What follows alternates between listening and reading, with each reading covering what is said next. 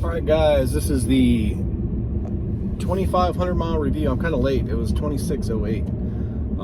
I've had this truck about 12 days, I think, or right around 2 weeks almost. Love the truck. Still turning heads, still spinning tires. Talk of the town. I don't know what to say. It's just an awesome vehicle. Still have a few little issues, kind of getting used to. Someone tried to steal my rims, tires, so I had to get lock nuts, slow them down. I guess because I saw online that they're selling these tires for quite a bit of money, so I guess someone wanted to make some quick money. What else? The window motor is a little bit loose on the driver's side. Need to tighten that up. Back screen locked up. Not sure if it's something I did or something malfunctioned. So the back screen monitor is not working. What else? Hard to clean. If you buy one of these, you want to get a wrap, or you want to get a car wash monthly. You need to go to get a car wash service. So I wash this truck at least every other day, sometimes every day, depending on how much I drive it and how many road trips I go on, because this is a bug magnet. That big light bar in the front attracts bugs and they kamikaze into it, but it doesn't hurt the truck, it just gets really filthy. Also too, there's a little lip,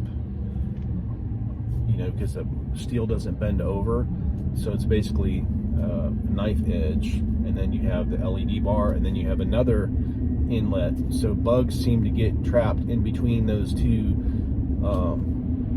in there, so they're a little bit harder. You need like a toothbrush or some type of brush to get them out, so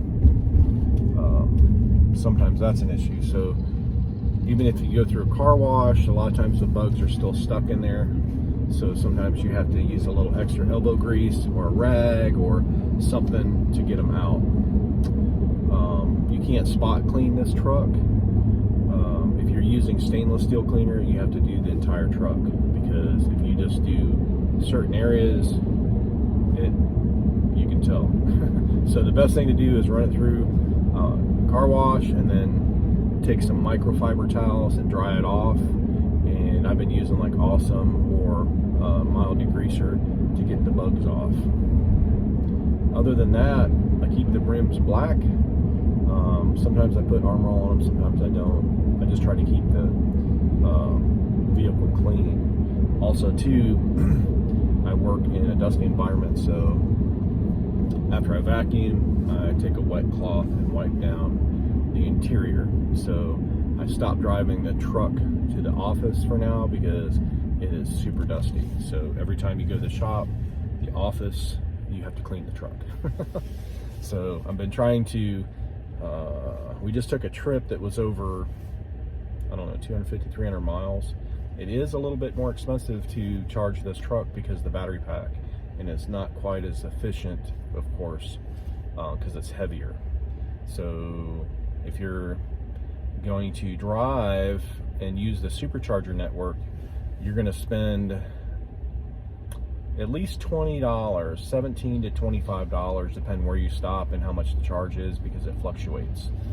There's some chargers that are less expensive you can get away with under about 15 bucks, and then there's some expensive chargers you're going to pay over 25 bucks. So it just depends, of course, how depleted you are and what charger you end up charging at and at what rate.